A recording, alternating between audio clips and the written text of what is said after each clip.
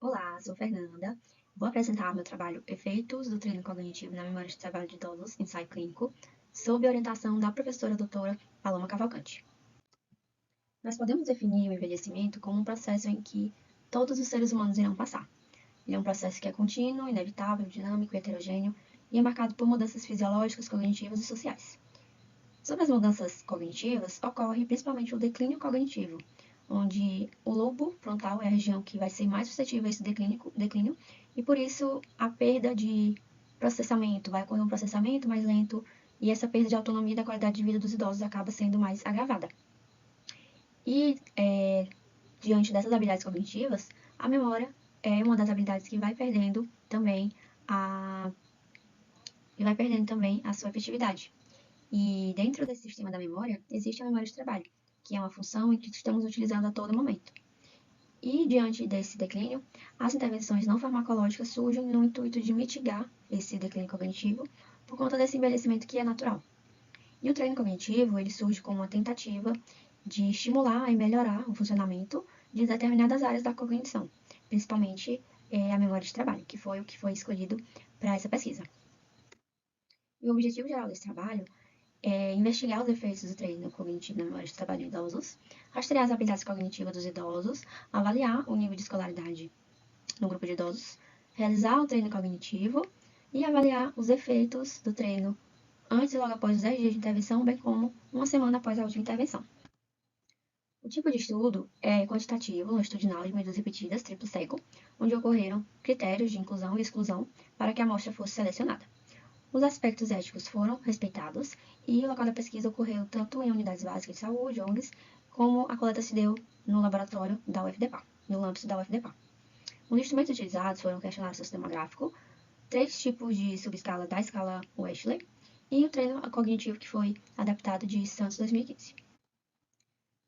Foram recrutados 16 idosos e passaram por seleção, mas que apenas 6 continuaram, fizeram todas as intervenções e foram para análise dos dados.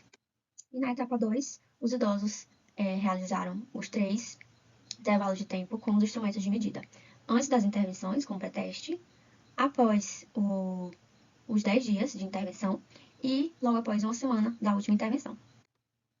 Foram utilizados, então, o protocolo de TC, com a tarefa meses e a tarefa letras, e a análise dos dados se deu através do SPSS, onde foram realizadas estatísticas descritivas e a ANOVA para medidas repetidas, comparando o desempenho dos participantes nos 3 intervalos de tempo a partir das suas pontuações. E os resultados foram em 3 idosos homens e 3 idosas mulheres, onde uma média de 64 anos, idosos vacinados, com escolaridade entre ensino médio e ensino superior completo, e outras definições, outros resultados, como 5 aposentados, 3 trabalhando, 4 casados, 2 solteiros e a renda de 5 salários mínimos. Aqui são os resultados dos 3 intervalos de tempos em cada uma das atividades, cada um dos testes realizados. O estudo buscou verificar e comparar os efeitos do protocolo na memória de trabalho de 6 idosos, e apesar de que não houve estatísticas significativas, houve acréscimos em pelo menos algum intervalo de tempo em cada uma das 3 escalas, em dígitos diretos de T0 para T1, em dígitos inversos de T1 para T2, e na última tarefa de sequenciamento de letras e números, de T1 e de T0 e T1 para T2. Alguma possível explicação para essa queda no dígitos inversos possa ser porque há mais de um elemento na decodificação da memória de trabalho, que é a alça fonológica e o executivo central. Comparando com as outras atividades de dígitos diretos e sequenciamento de letras e números, ocorre só a alça fonológica.